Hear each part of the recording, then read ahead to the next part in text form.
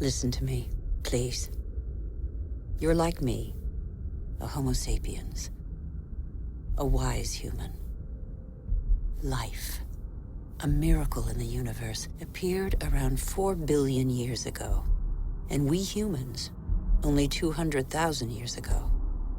Yet we have succeeded in disrupting the balance that is so essential to life. Listen carefully to this extraordinary story, which is yours, and decide what you want to do with it.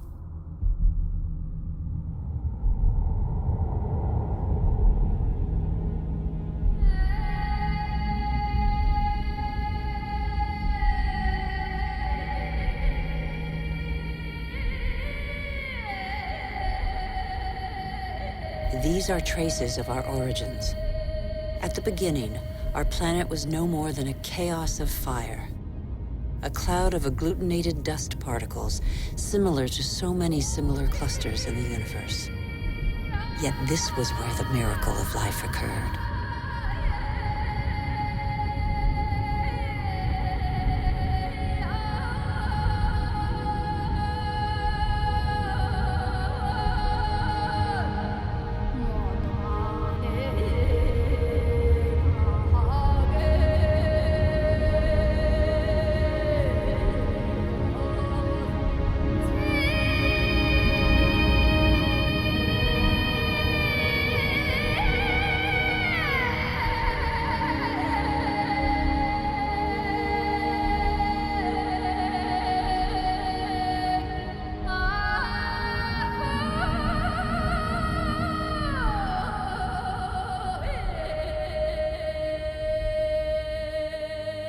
Today, life, our life, is just a link in a chain of innumerable living beings that have succeeded one another on Earth over nearly 4 billion years. And even today, new volcanoes continue to sculpt our landscapes. They offer a glimpse of what our Earth was like at its birth. Molten rock surging from the depths, solidifying, cracking, blistering or spreading in a thin crust before falling dormant for a time.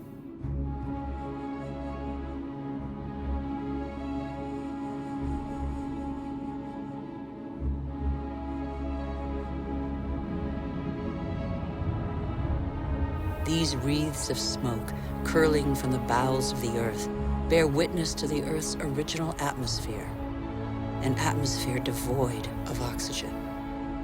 A dense atmosphere, thick with water vapor, full of carbon dioxide. A furnace.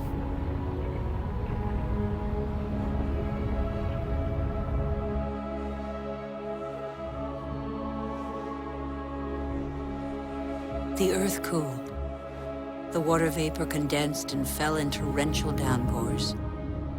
At the right distance from the sun, not too far, not too near, the Earth's perfect balance enabled it to conserve water in liquid form.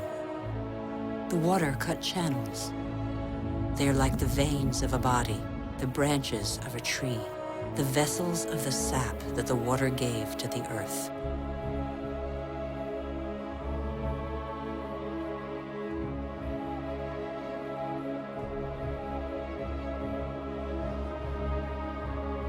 The rivers tore minerals from the rocks and gradually added them to the fresh water of the oceans.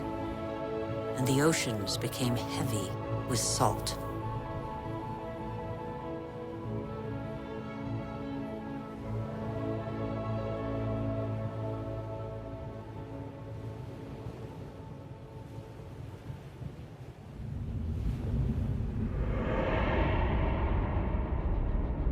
Where do we come from? Where did life first spark into being? A miracle of time, primitive life forms still exist in the globe's hot springs. They give them their colors. They're called archaeobacteria.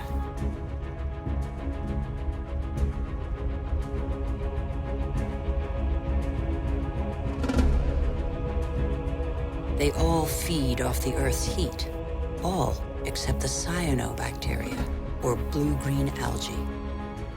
They alone have the capacity to turn to the sun to capture its energy.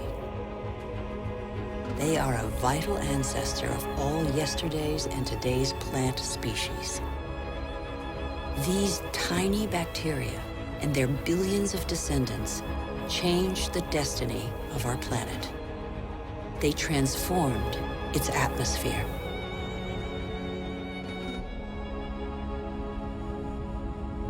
What happened to the carbon that poisoned the atmosphere? It's still here, imprisoned in the Earth's crust.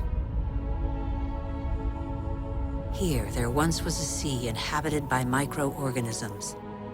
They grew their shells by tapping into carbon from the atmosphere, dissolved in the ocean. These strata are the accumulated shells of those billions and billions of microorganisms.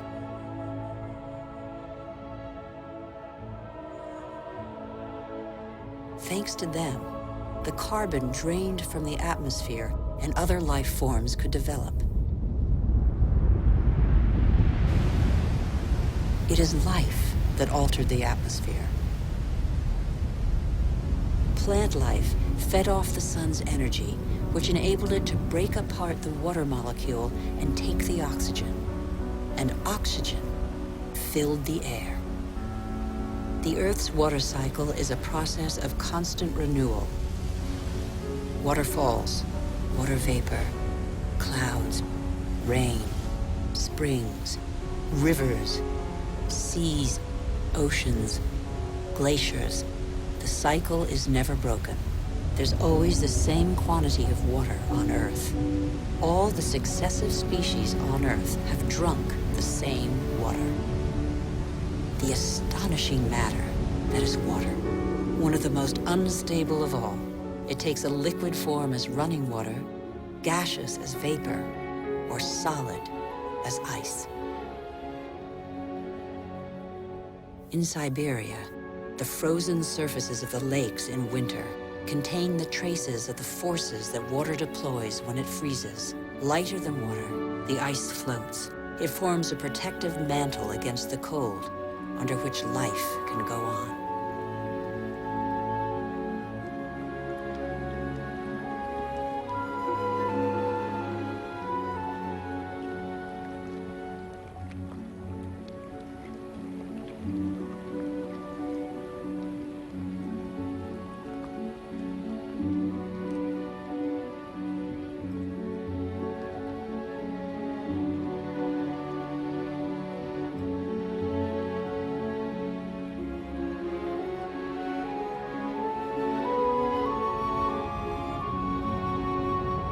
The engine of life is linkage.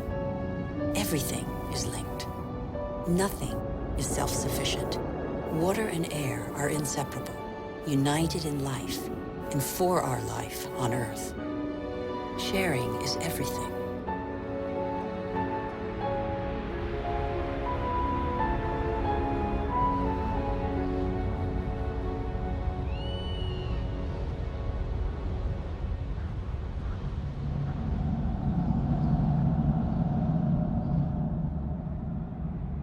The green expanse peeking through the clouds is the source of oxygen in the air. 70% of this gas, without which our lungs cannot function, comes from the algae that tint the surface of the oceans. Our Earth relies on a balance in which every being has a role to play and exists only through the existence of another being. A subtle, fragile harmony that is easily shattered.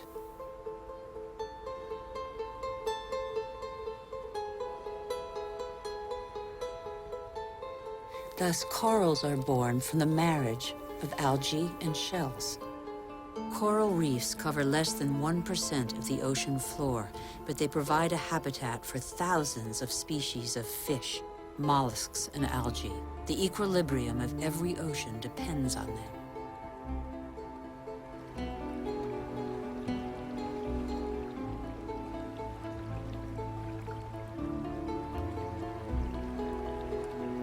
The Earth counts time in billions of years. It took more than 4 billion years for it to make trees. In the chain of species, trees are a pinnacle, a perfect living sculpture. Trees defy gravity. They are the only natural element in perpetual movement toward the sky. They grow unhurriedly toward the sun that nourishes their foliage.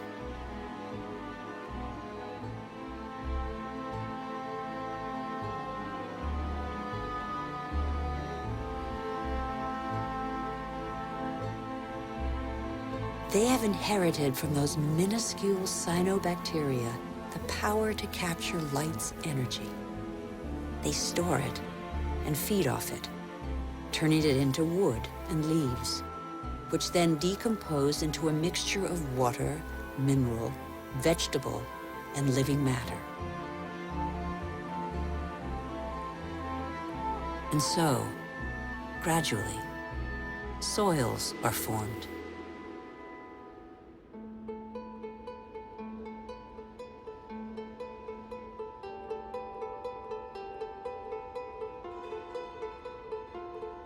Soils teem with the incessant activity of microorganisms feeding, digging, aerating, and transforming. They make the humus, the fertile layer to which all life on land is linked.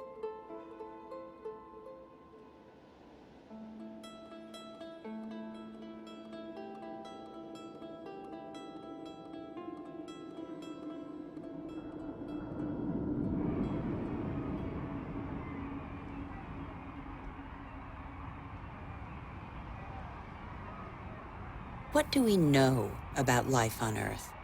How many species are we aware of? 1/10 of them?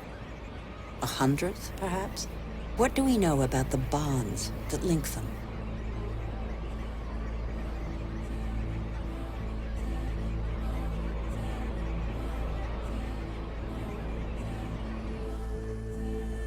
The Earth is a miracle. Life remains a mystery.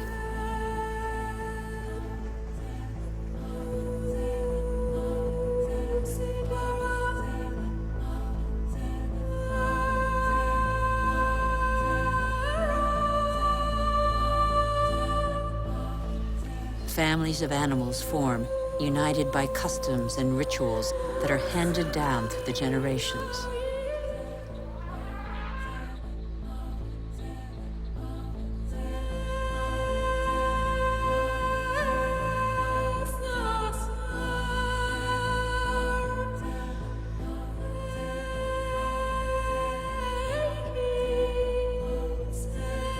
Some adapt to the nature of their pasture, and their pasture adapts to them. And both gain. The animal sates its hunger, and the tree can blossom again.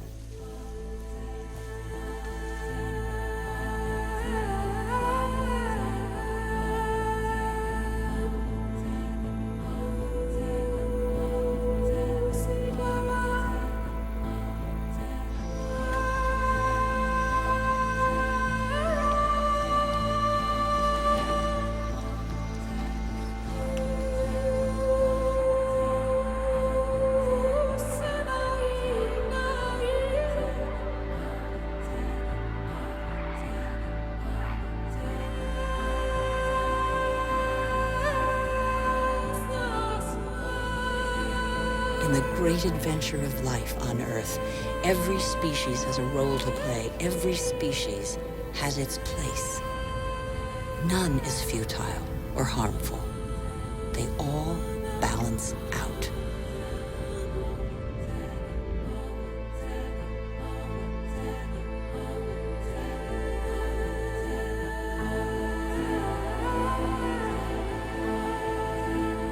And that's where you, Homo sapiens, wise human, enter the story. You benefit from a fabulous 4 billion-year-old legacy bequeathed by the Earth.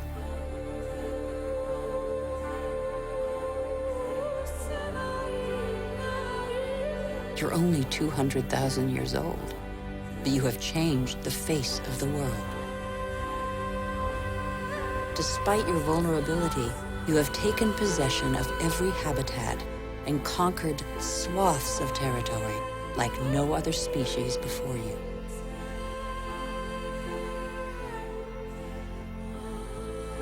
After 180,000 nomadic years, and thanks to a more clement climate, humans settled down.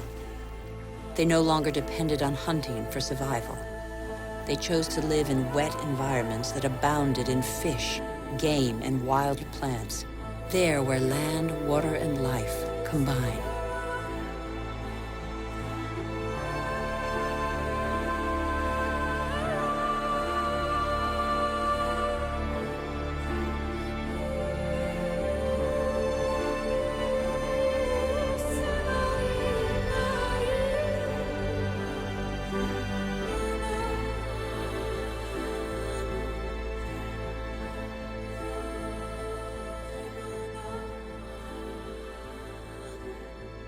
Even today, the majority of humankind lives on the continent's coastlines or the banks of rivers and lakes.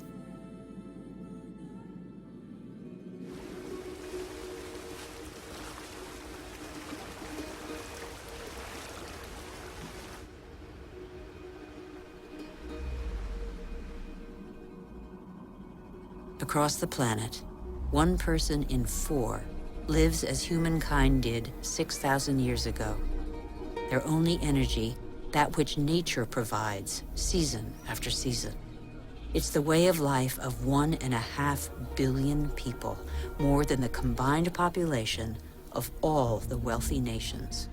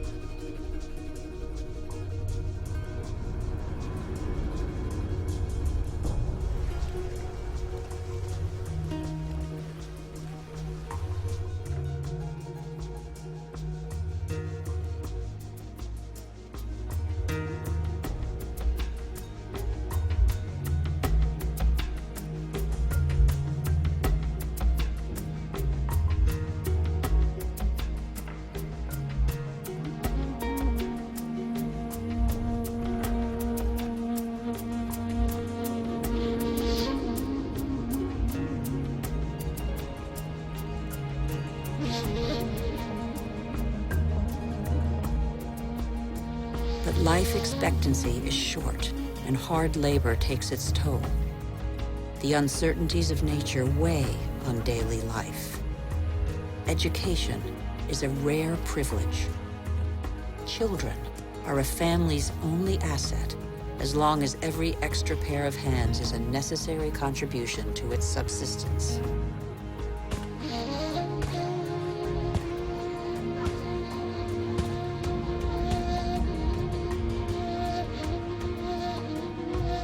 Humanity's genius is to have always had a sense of its weakness. The physical energy and strength with which nature insufficiently endowed humans is found in animals that help them to discover new territories.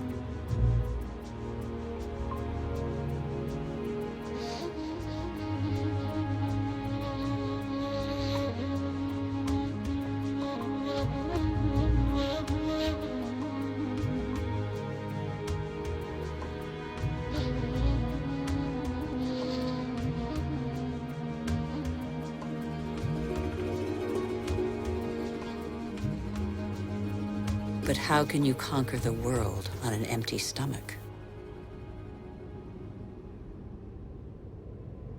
The invention of agriculture turned our history on end.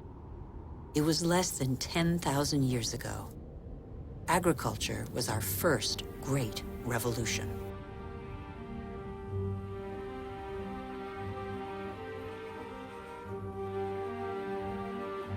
It resulted in the first surpluses and gave birth to cities and civilizations.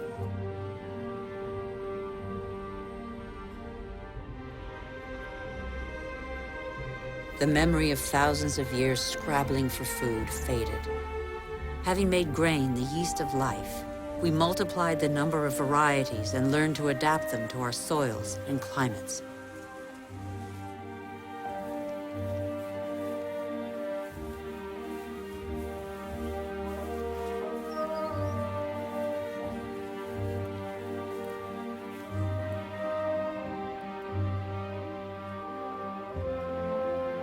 We're like every species on Earth. Our principal daily concern is to feed ourselves. When the soil is less than generous and the water becomes scarce, we are able to deploy prodigious efforts to extract from the land enough to live on.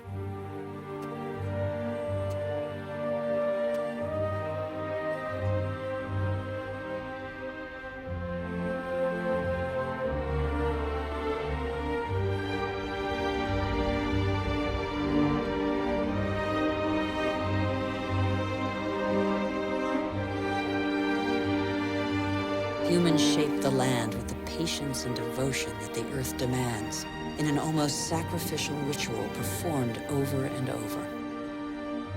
Agriculture is still the world's most widespread occupation. Half of humankind tills the soil, over 3/4 of them by hand.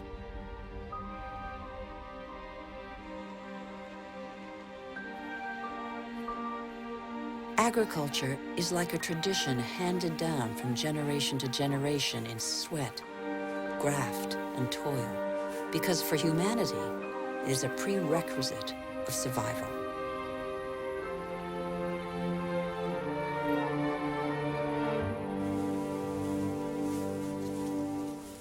But after relying on muscle power for so long, humankind found a way to tap into the energy buried deep in the earth.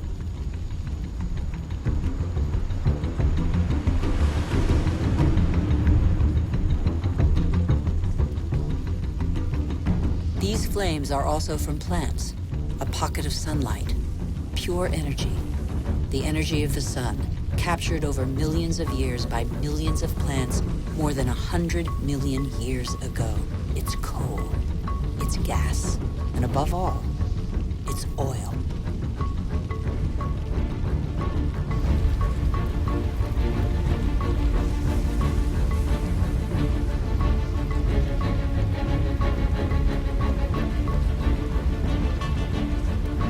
This pocket of sunlight freed humans from their toil on the land.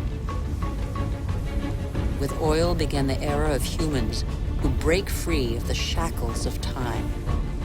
With oil, some of us acquired unprecedented comforts. And in 50 years, in a single lifetime, the Earth has been more radically changed than by all previous generations of humanity.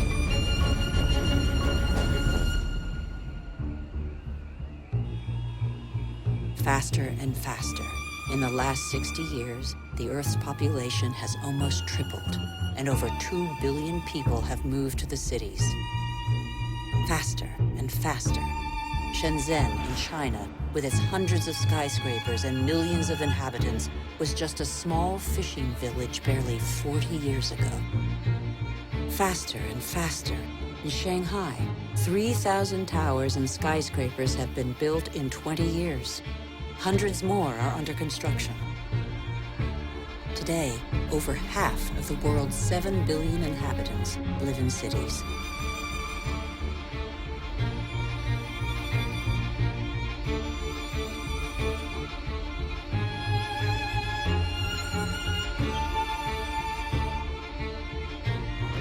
New York, the world's first megalopolis, is the symbol of the exploitation of the energy the Earth supplies to human genius. The manpower of millions of immigrants, the energy of coal, the unbridled power of oil.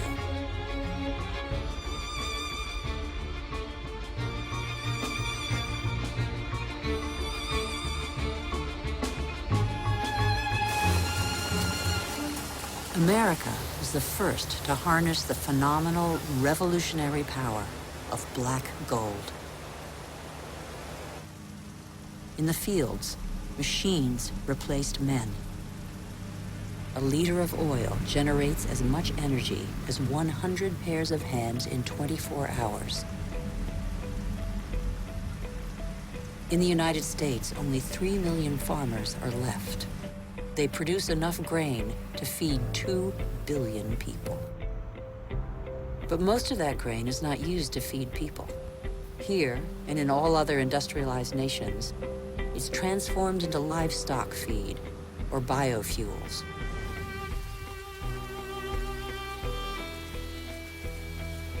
The pocket of sunshine's energy chased away the specter of drought that stalked farmland. No spring escapes the demands of agriculture, which accounts for 70% of humanity's water consumption. In nature, everything is linked. The expansion of cultivated land and single-crop farming encouraged the development of parasites. Pesticides, another gift of the petrochemical revolution, exterminated them. Bad harvests and famine became a distant memory. The biggest headache now was what to do with the surpluses engendered by modern agriculture. But toxic pesticides seeped into the air, soil, plants, animals, rivers, and oceans. They penetrated the heart of cells similar to the mother cell that is shared by all forms of life. Are they harmful to the humans that they released from hunger? These farmers, in their yellow protective suits, probably have a good idea.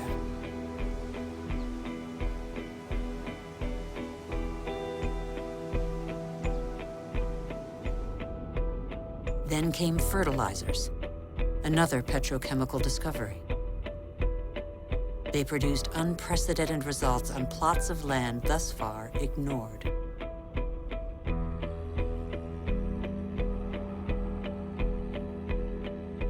Crops adapted to soils and climates gave way to the most productive varieties and the easiest to transport.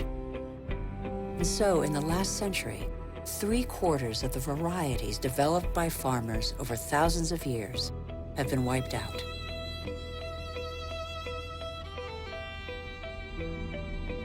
As far as the eye can see, fertilizer below, plastic on top. The greenhouses of Almeria in Spain are Europe's vegetable garden. A city of uniformly sized vegetables waits every day for the hundreds of trucks that will take them to the continent's supermarkets. The more a country develops, the more meat its inhabitants consume. How can growing worldwide demand be satisfied without recourse to concentration camp-style cattle farms? Faster and faster. Like the life cycle of livestock, which may never see a meadow. Manufacturing meat faster than the animal has become a daily routine. In these vast food lots trampled by millions of cattle, not a blade of grass grows. A fleet of trucks from every corner of the country brings in tons of grain, soy meal, and protein-rich granules that will become tons of meat.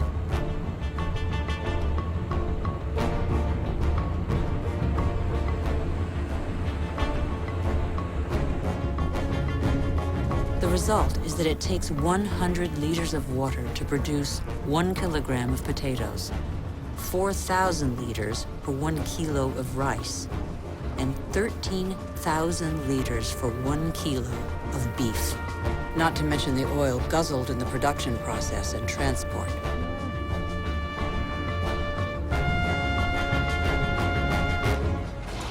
Our agriculture has become oil-powered. It feeds twice as many humans on Earth, but has replaced diversity with standardization.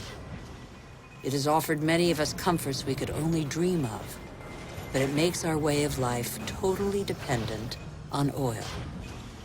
This is the new measure of time. Our world's clock now beats to the rhythm of these indefatigable machines tapping into the pocket of sunlight. The whole planet is attentive to these metronomes of our hopes and illusions. The same hopes and illusions that proliferate along with our needs, increasingly insatiable desires and profligacy. We know that the end of cheap oil is imminent, but we refuse to believe it.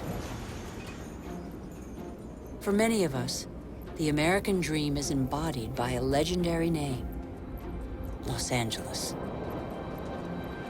In this city that stretches over 100 kilometers, the number of cars is almost equal to the number of inhabitants. Here, energy puts on a fantastic show every night.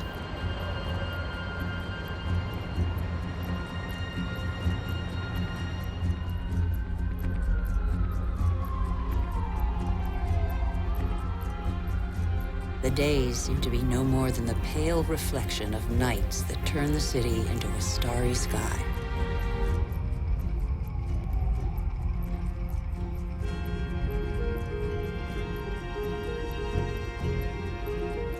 Faster and faster. Distances are no longer counted in miles, but in minutes. The automobile shapes new suburbs where every home is a castle, a safe distance from the asphyxiated city centers, and where neat rows of houses huddle around dead-end streets. The model of a lucky few countries has become a universal dream preached by televisions all over the world. Even here in Beijing, it is cloned, copied, and reproduced in these formatted houses that have wiped pagodas off the map.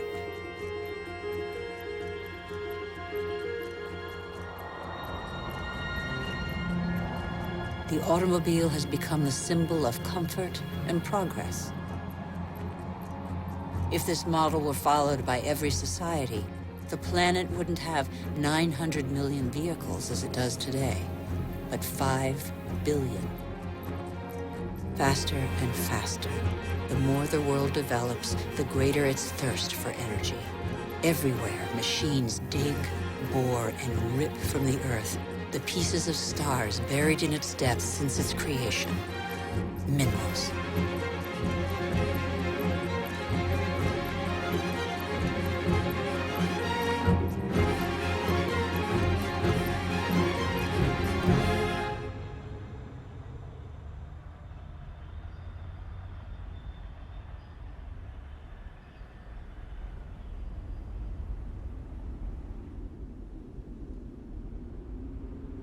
As a privilege of power, 80% of this mineral wealth is consumed by 20% of the world's population.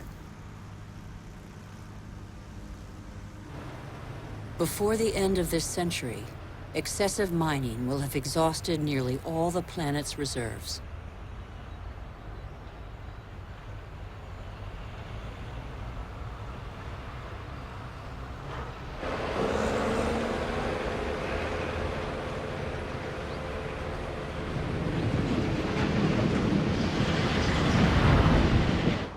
Faster and faster. Shipyards churn out oil tankers, container ships, and gas tankers to cater for the demands of globalized industrial production. Most consumer goods travel thousands of kilometers from the country of production to the country of consumption. Since 1950, the volume of international trade has increased 20 times over.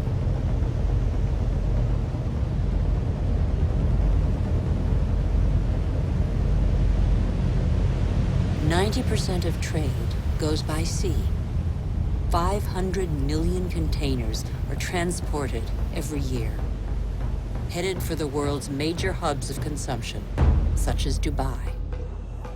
Dubai is a sort of culmination of the Western model, a country where the impossible becomes possible, building artificial islands in the sea, for example. Dubai has few natural resources. But with the money from oil, it can bring millions of tons of material and workers from all over the planet. Dubai has no farmland, but it can import food. Dubai has no water, but it can afford to expend immense amounts of energy to desalinate seawater and build the highest skyscrapers in the world. Dubai has endless sun, but no solar panels. It is the totem to total modernity that never fails to amaze the world.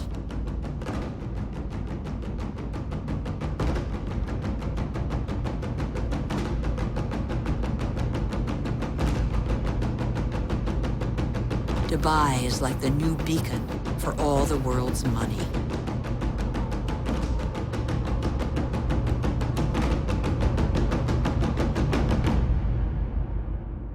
Nothing seems further removed from nature than Dubai, although nothing depends on nature more than Dubai. Dubai is a sort of culmination of the Western model. We haven't understood that we're depleting what nature provides.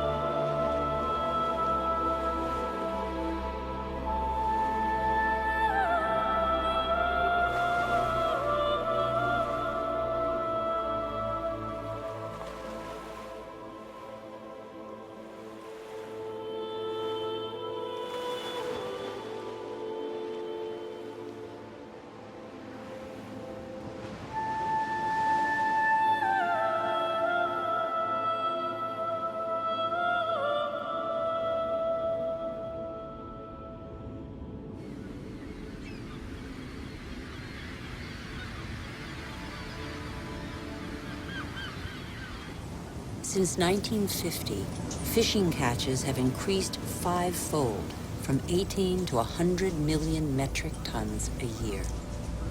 Thousands of factory ships are emptying the oceans. 3/4 of fishing grounds are exhausted, depleted, or in danger of being so. Most large fish have been fished out of existence since they have no time to reproduce.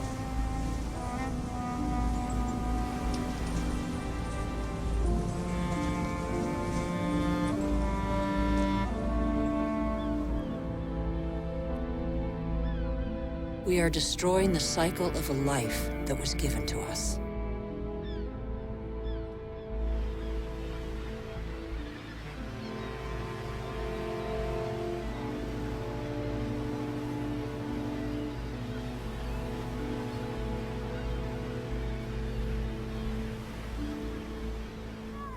At the current rate, all fish stocks are threatened with exhaustion. Fish is the staple diet of 1 in 5 humans.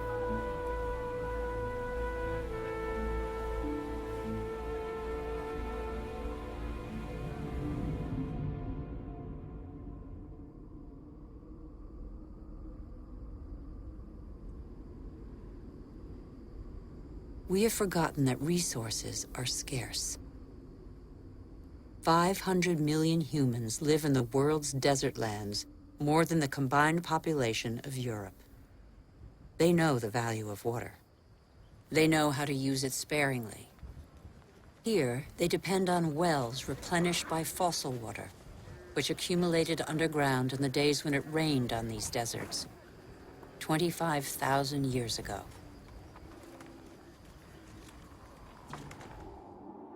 Fossil water also enables crops to be grown in the desert to provide food for local populations.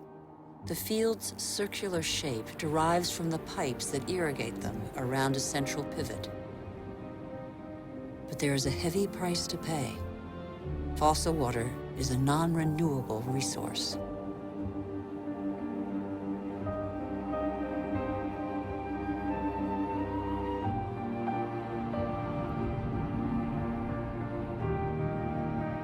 In Saudi Arabia, the dream of industrial farming in the desert has faded. As if on a parchment map, the light spots on this patchwork show abandoned plots. The irrigation equipment is still there, the energy to pump water also. But the fossil water reserves are severely depleted.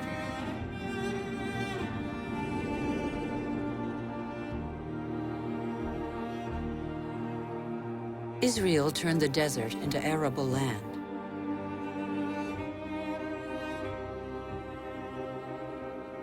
Even though these hothouses are now irrigated drop by drop, water consumption continues to increase along with exports.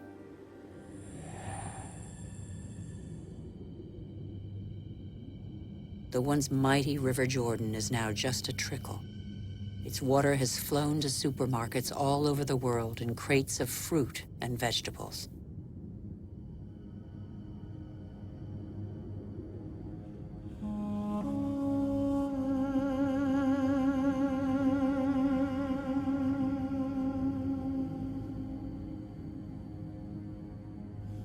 The Jordan's fate is not unique. Across the planet, one major river in 10 no longer flows into the sea for several months of the year.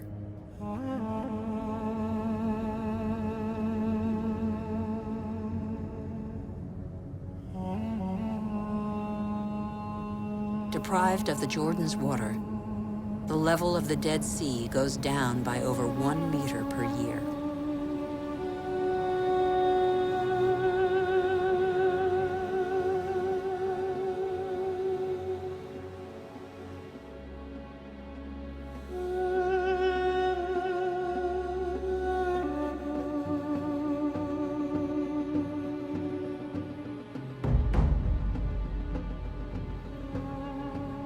India risks being the country that suffers most from the lack of water in the coming century. Massive irrigation has fed the growing population, and in the last 50 years, 21 million wells have been dug. In many parts of the country, the drill has to sink ever deeper to hit water. In western India, 30% of wells have been abandoned. The underground aquifers are drying out. Vast reservoirs will catch the monsoon rains to replenish the aquifers. In dry season, women from local villages dig them with their bare hands.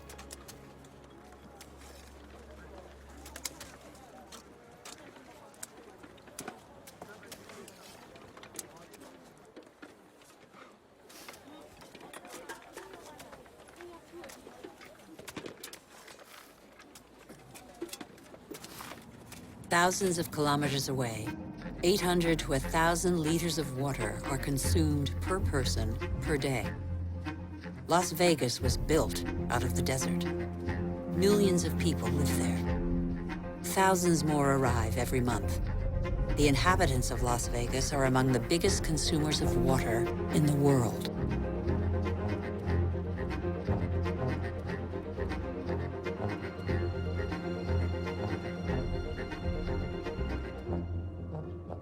Palm Springs is another desert city with tropical vegetation and lush golf courses.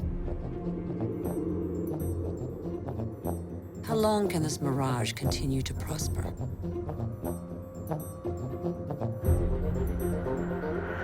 The Earth cannot keep up.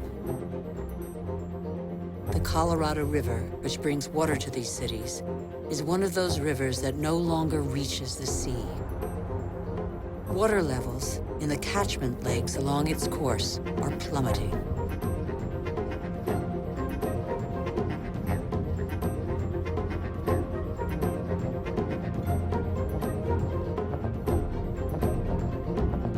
Water shortages could affect nearly 2 billion people before 2025.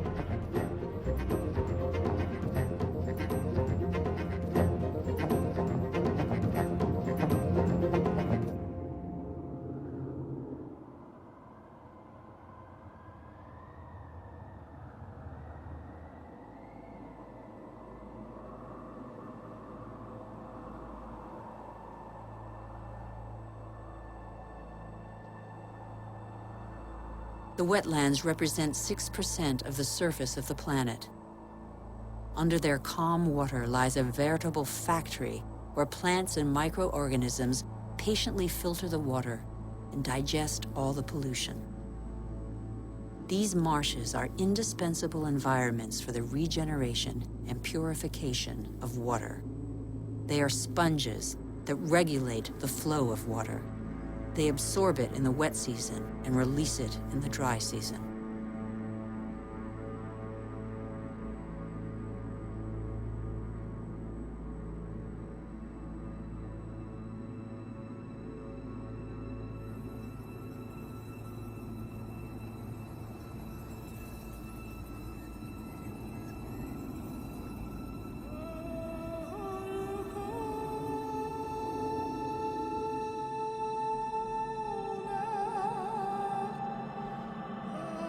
In our race to conquer more land, we have reclaimed them as pasture for our livestock, or as land for agriculture or building.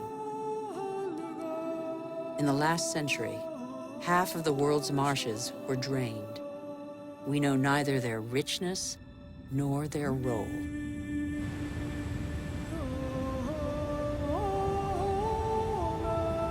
All living matter is linked.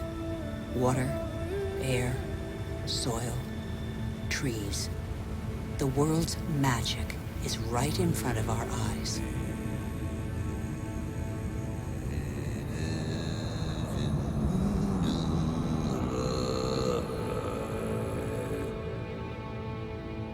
Trees breathe groundwater into the atmosphere as light mist. They form a canopy that alleviates the impact of heavy rains. The forests provide the humidity that is necessary for life. They store carbon, containing more than all the Earth's atmosphere. They are the cornerstone of the climactic balance on which we all depend.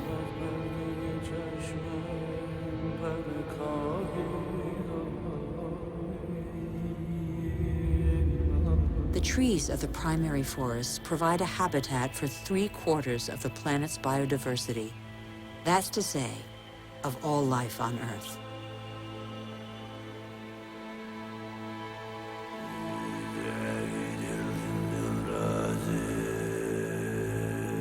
These forests provide the remedies that cure us. The substances secreted by these plants can be recognized by our bodies. Our cells talk the same language. We are of the same family.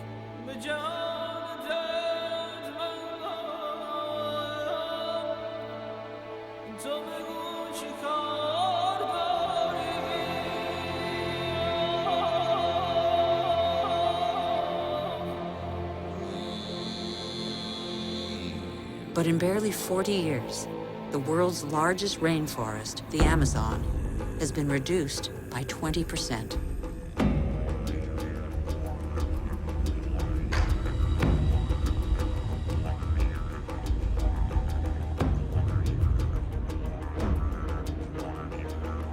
The forest gives way to cattle ranches or soybean farms.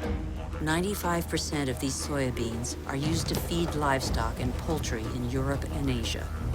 And so, a forest is turned into meat.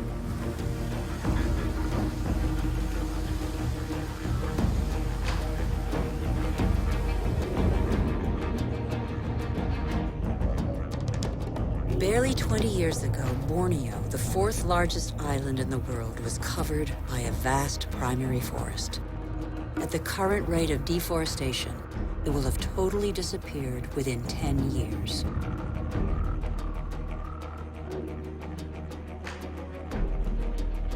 Living matter bonds water, air, earth, and the sun. In Borneo, this bond has been broken in what was one of the Earth's greatest reservoirs of biodiversity.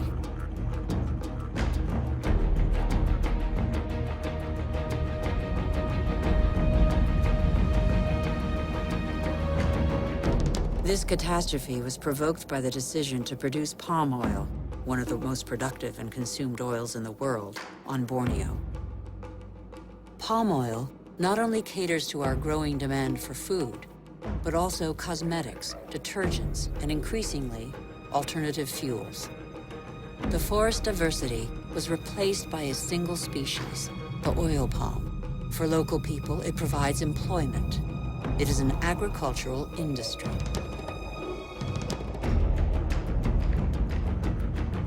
Another example of massive deforestation is the eucalyptus.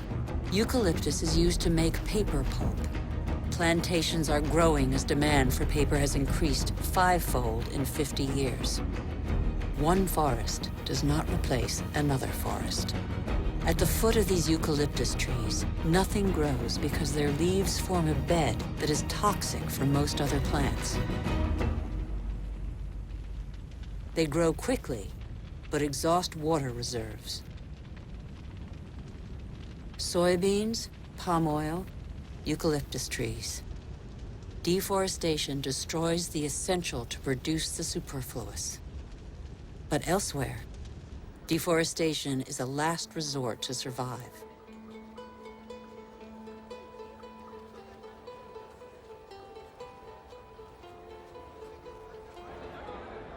Over 2 billion people, almost a third of the world's population, still depend on charcoal.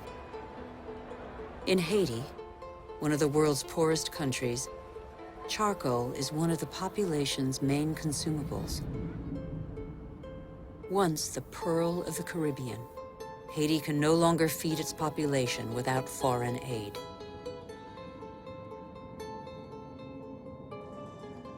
On the hills of Haiti, only 2% of the forests are left.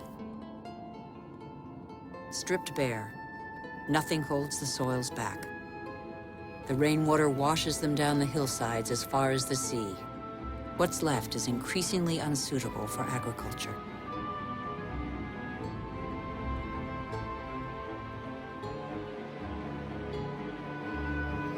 In some parts of Madagascar, the erosion is spectacular. Whole hillsides bear deep gashes hundreds of meters wide. Thin and fragile, soil is made by living matter. With erosion, the fine layer of humus, which took thousands of years to form, disappears.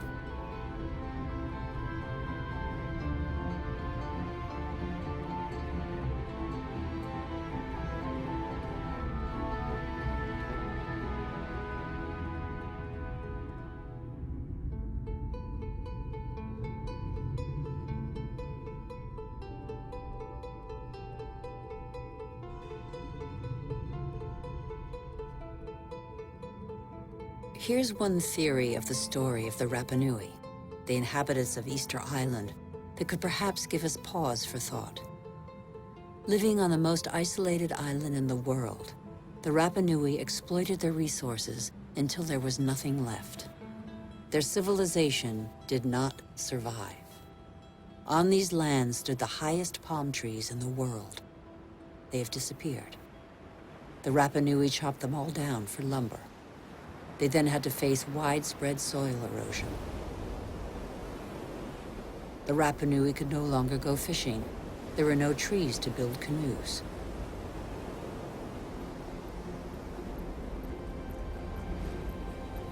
And yet the Rapa Nui formed one of the most brilliant civilizations in the Pacific. Innovative farmers, sculptors, exceptional navigators. They were caught in the vice of overpopulation and dwindling resources. They experienced social unrest, revolts, and famine. Many did not survive the cataclysm.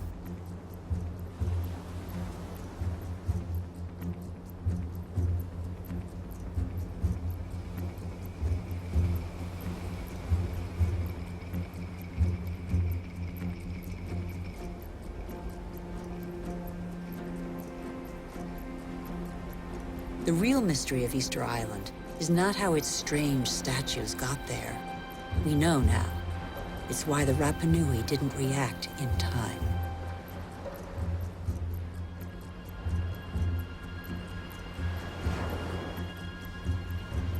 It's only one of a number of theories, but it has particular relevance to us today.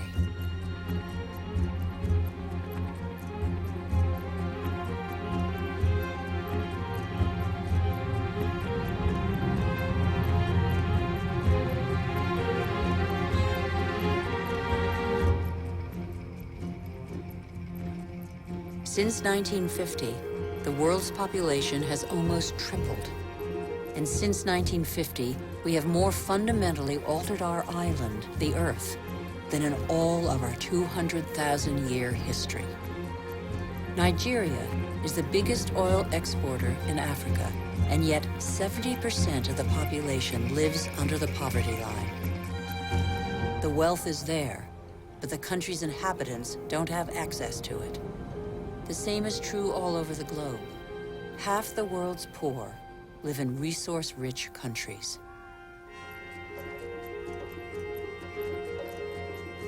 Our mode of development has not fulfilled its promises.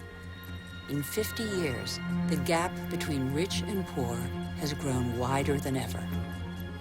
Today, half the world's wealth is in the hands of the richest 2% of the population.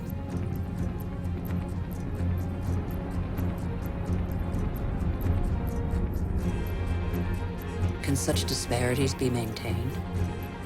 They're the cause of population movements whose scale we have yet to fully realize. The city of Lagos had a population of 700,000 in 1960. That will rise to 16 million by 2025. Lagos is one of the fastest growing megalopolises in the world. The new arrivals are mostly farmers forced off the land for economic or demographic reasons, or because of diminishing resources. This is a radically new type of urban growth driven by the urge to survive rather than to prosper.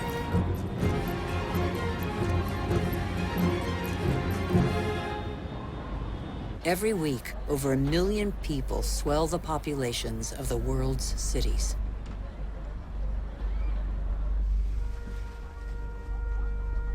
One human being in 6 now lives in a precarious, unhealthy, overpopulated environment without access to daily necessities such as water, sanitation, or electricity.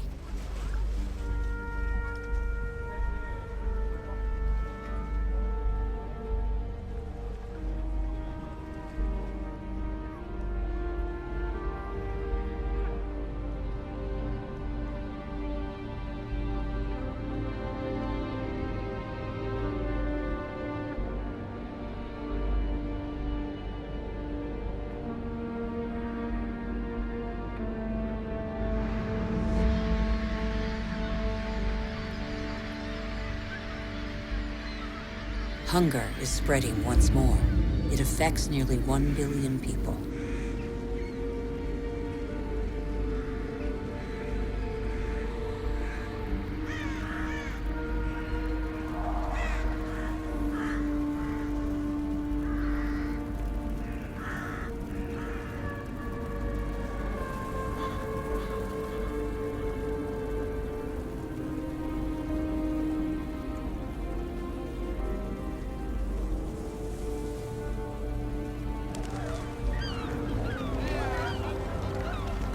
All over the planet, the poorest scrabble to survive on scraps, while we continue to dig for resources that we can no longer live without. We look farther and farther afield in previously unspoilt territory and in regions that are increasingly difficult to exploit.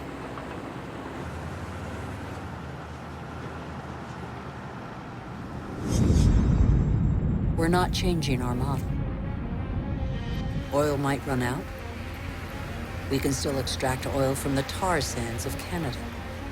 The biggest trucks in the world move thousands of tons of sand. The process of heating and separating bitumen from the sand requires millions of cubic meters of water. Colossal amounts of energy are needed. The pollution is catastrophic. The most urgent priority, apparently, is to pick every pocket of sunlight.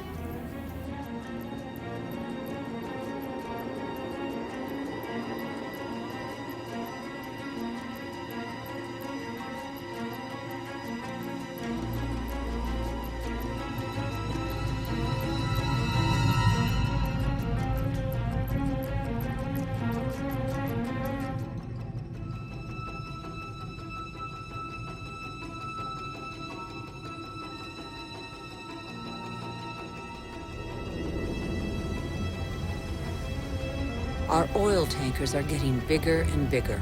Our energy requirements are constantly increasing. We try to power growth like a bottomless oven that demands more and more fuel.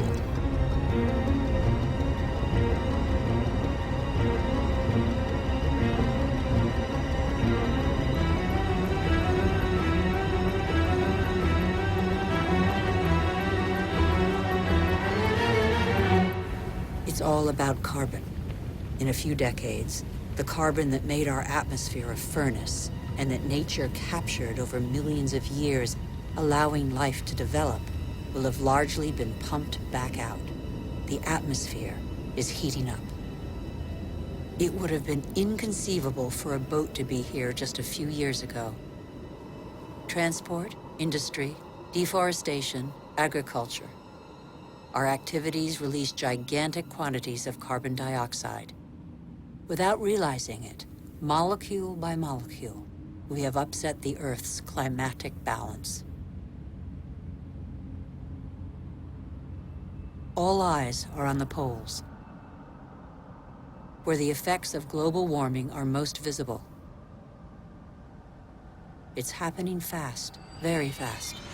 The Northwest Passage that connects America, Europe, and Asia via the pole is opening up. The Arctic ice cap is melting. Under the effect of global warming, the ice cap has lost 40% of its thickness in 40 years. Its surface area in the summer shrinks year by year. It could disappear in the summer months by 2030. Some say 2015.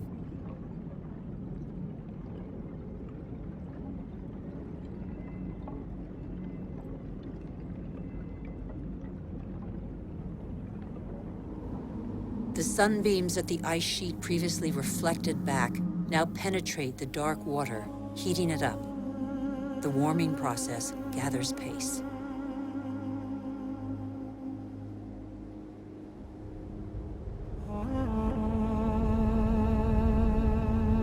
This ice contains the records of our planet. The concentration of carbon dioxide hasn't been so high for several 100,000 years. Humanity has never lived in an atmosphere like this.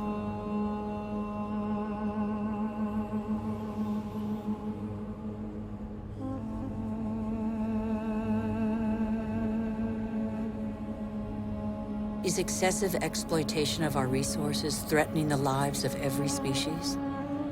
Climate change accentuates the threat. By 2050, a quarter of the Earth's species could be threatened with extinction. In these polar regions, the balance of nature has already been disrupted.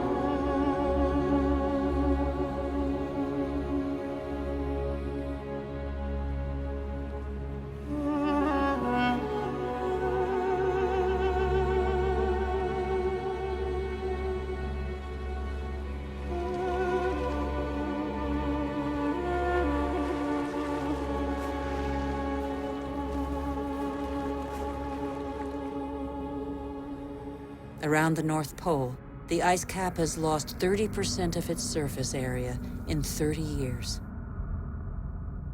But as Greenland rapidly becomes warmer, the fresh water of a whole continent flows into the salt water of the oceans.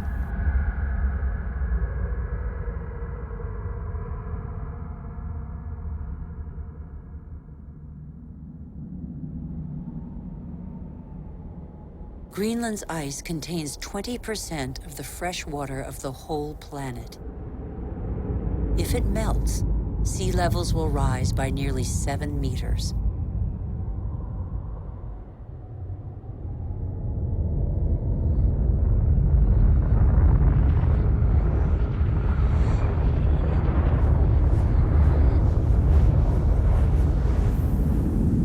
But there is no industry here. Greenland's ice sheet suffers from greenhouse gases emitted elsewhere on Earth. Our ecosystem doesn't have borders. Wherever we are, our actions have repercussions on the whole Earth. The atmosphere of our planet is an indivisible whole. It is an asset we share. On Greenland's surface, lakes are appearing on the landscape. The ice cap has begun to melt at a speed that even the most pessimistic scientists did not envision 10 years ago.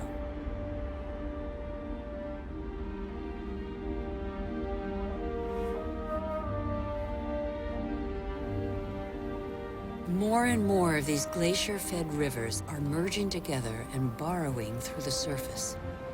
It was thought the water would freeze in the depths of the ice. On the contrary, it flows under the ice, carrying the ice sheet into the sea, where it breaks into icebergs.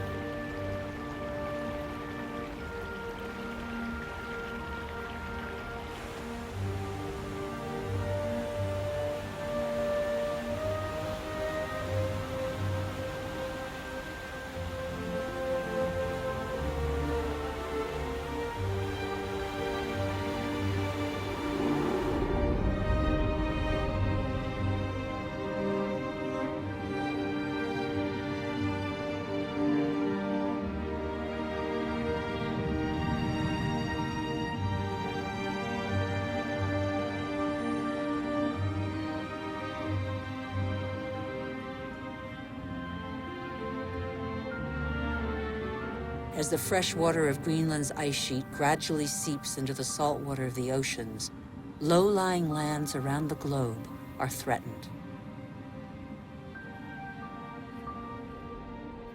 Sea levels are rising. Water expanding as it gets warmer caused, in the 20th century alone, a rise of 20 centimeters. Everything becomes unstable.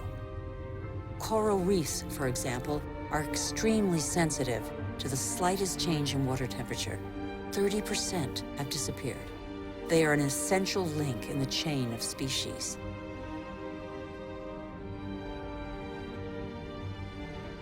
In the atmosphere, the major wind streams are changing direction. Rain cycles are altered. The geography of climates is modified. The inhabitants of the low-lying islands here in the Maldives, for example, are on the front line. They are increasingly concerned. Some are already looking for new, more hospitable lands.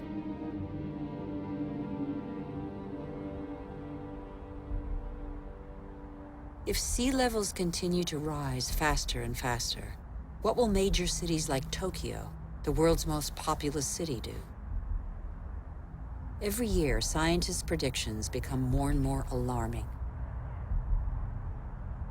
70% of the world's population lives on coastal plains.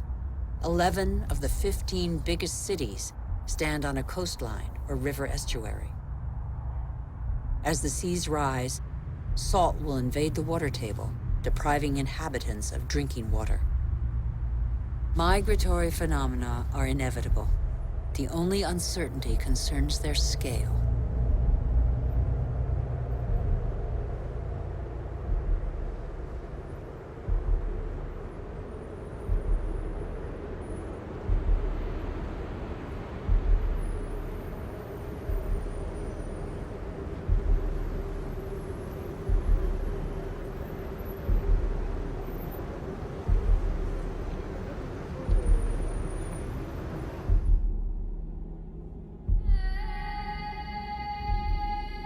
In Africa, Mount Kilimanjaro is unrecognizable. 80% of its glaciers have disappeared. In summer, the rivers no longer flow. Local peoples are affected by the lack of water. Even on the world's highest peaks, in the heart of the Himalayas, eternal snows and glaciers are receding. Yet these glaciers play an essential role in the water cycle. They trap the water from the monsoons as ice and release it in the summer when the snow melts.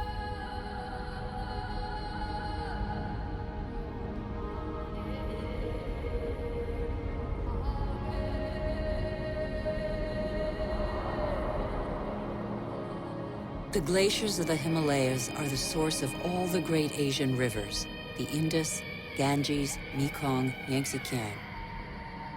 2 billion people depend on them for drinking water and to irrigate their crops, as in Bangladesh. On the delta of the Ganges and Brahmaputra, Bangladesh is directly affected by the phenomena occurring in the Himalayas and at sea level. This is one of the most populous and poorest countries in the world. It is already hit by global warming. The combined impact of increasingly dramatic floods and hurricanes could make 1/3 of its landmass disappear. When populations are subjected to these devastating phenomena, they eventually move away.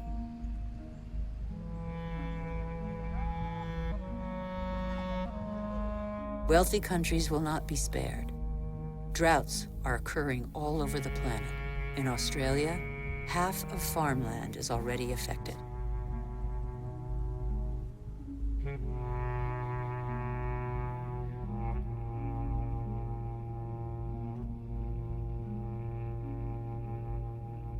We are in the process of compromising the climactic balance that has allowed us to develop over 12,000 years.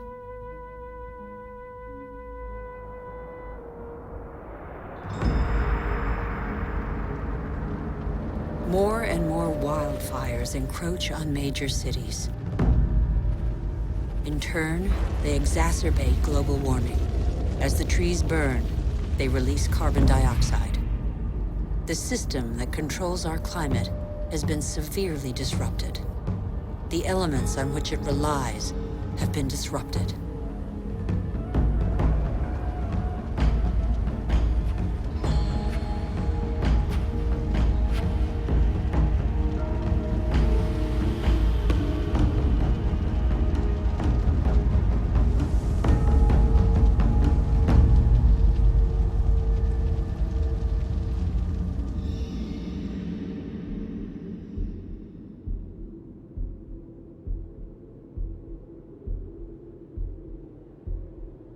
The clock of climate change is ticking in these magnificent landscapes.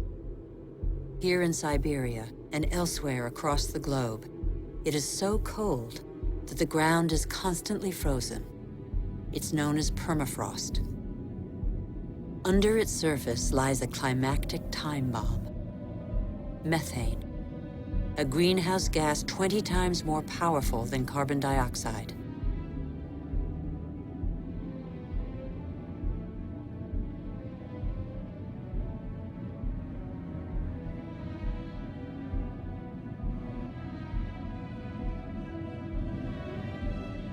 If the permafrost melts, the methane released would cause the greenhouse effect to race out of control with consequences no one can predict.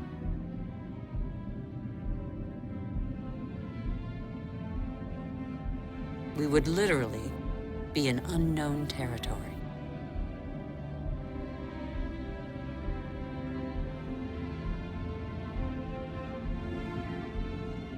Humanity has no more than 10 years to reverse the trend and avoid crossing into this territory. Life on Earth as we have never known it.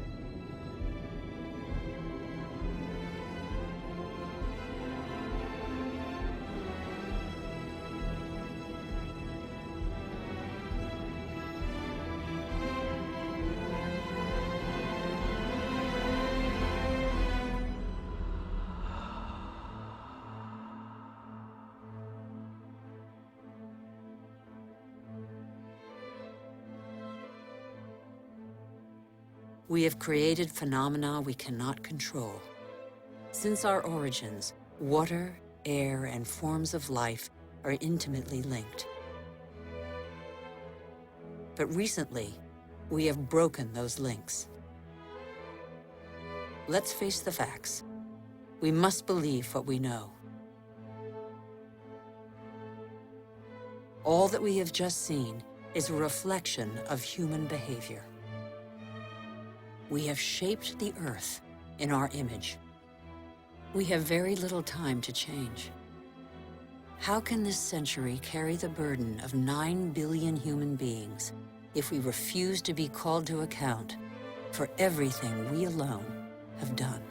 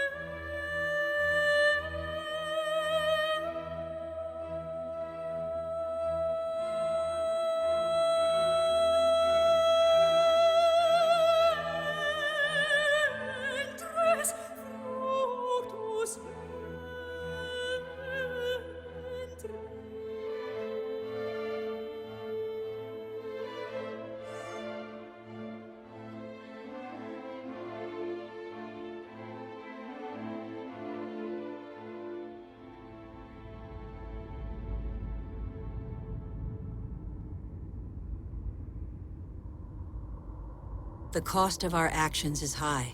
Others pay the price without having been actively involved. I have seen refugee camps as big as cities, sprawling in the desert. How many men, women, and children will be left by the wayside tomorrow? Must we always build walls to break the chain of human solidarity, separate peoples, and protect the happiness of some from the misery of others? It's too late to be a pessimist. I know that a single human can knock down every wall. It's too late to be a pessimist. Worldwide, 4 children out of 5 attend school. Never has learning been given to so many human beings. Everyone, from richest to poorest, can make a contribution. Lesotho, one of the world's poorest countries, is proportionally the one that invests most in its people's education. Qatar, one of the world's richest states, has opened its doors to the best universities. Culture, education, research, and innovation are inexhaustible resources. In the face of misery and suffering, millions of NGOs prove that solidarity between peoples is stronger than the selfishness of nations. In Bangladesh, a man thought the unthinkable and founded a bank that lends only to the poor. In 30 years, it has changed the lives of 150 million people. Antarctica is a continent with immense natural resources that no country can claim for itself, a natural reserve devoted to peace and science. A treaty signed by 49 states has made it a treasure shared by all humanity. It's too late to be a pessimist. Governments have acted to protect nearly 2% of the world's territorial waters. It's not much, but it's 2 times more than 10 years ago. The first natural parks were created just over a century ago. They cover over 13% of the continents. They create spaces where human activity is in step with the preservation of species, soils, and landscapes. This harmony between humans and nature can become the rule, no longer the exception. In the United States, New York has realized that nature does for us. These forests and lakes supply all the drinking water the city needs. In South Korea, the forests have been devastated by war. Thanks to a national reforestation program, they once more cover 65% of the country. More than 75% of paper is recycled. Costa Rica has made a choice between military spending and the conservation of its lands. The country no longer has an army. It prefers to devote its resources to education, ecotourism, and the protection of its primary forest. Gabon is one of the world's leading producers of wood. It enforces selective logging, not more than 1 tree every hectare. Its forests are one of the country's most important economic resources, but they have the time to regenerate. Programs exist that guarantee sustainable forest management. They must become mandatory. For consumers and producers, justice is an opportunity to be seized. When trade is fair, when both buyer and seller benefit, everybody can prosper and earn a decent living. How can there be justice and equity between people whose only tools are their hands and those who harvest their crops with a machine and state subsidies? Let's be responsible consumers. Think about what we buy. It's too late to be a pessimist. I've seen agriculture on a human scale. It can feed the whole planet if meat production doesn't take the food out of people's mouths. I've seen fishermen who take care of what they catch and care for the riches of the ocean. I have seen houses producing their own energy. 5,000 people live in the world's first ever eco-friendly district in Freiburg, Germany. Other cities partner the project. Mumbai is the 1,000th to join them. The governments of New Zealand, Iceland, Austria, Sweden, and other nations have made the development of renewable energy sources a top priority. I know that 80% of the energy we consume comes from fossil energy sources. Every week, 2 new coal-fired generating plants are built in China alone. But I have also seen in Denmark a prototype of a coal-fired plant that releases its carbon into the soil rather than the air. A solution for the future? Nobody knows yet. I have seen in Iceland an electricity plant powered by the Earth's heat, geothermal power. I have seen a sea snake lying on the swell to absorb the energy of the waves and produce electricity. I have seen wind farms off the coast of Denmark that produce 20% of the country's electricity. The USA, China, India, Germany, and Spain are the biggest investors in renewable energy. They have already created over 2.5 million jobs. Where on earth doesn't the wind blow? I have seen desert expanses baking in the sun. Everything on Earth is linked, and the Earth is linked to the sun, its original energy source. Can humans not imitate plants and capture its energy? In 1 hour, the sun gives the Earth the same amount of energy as that consumed by all humanity in 1 year. As long as the Earth exists, the sun's energy will be inexhaustible. All we have to do is stop drilling the Earth and start looking to the sky. All we have to do is learn to cultivate the sun. All these experiments are only examples, but they testify to a new awareness. They lay down markers for a new human adventure based on moderation, intelligence, and sharing.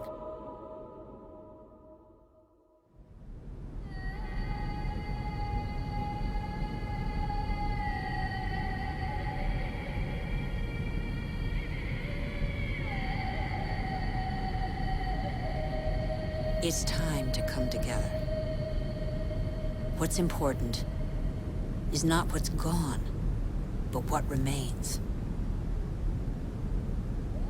We still have half the world's forests, thousands of rivers, lakes, and glaciers, and thousands of thriving species. We know that the solutions are there today. We all have the power to change. So what are we waiting for?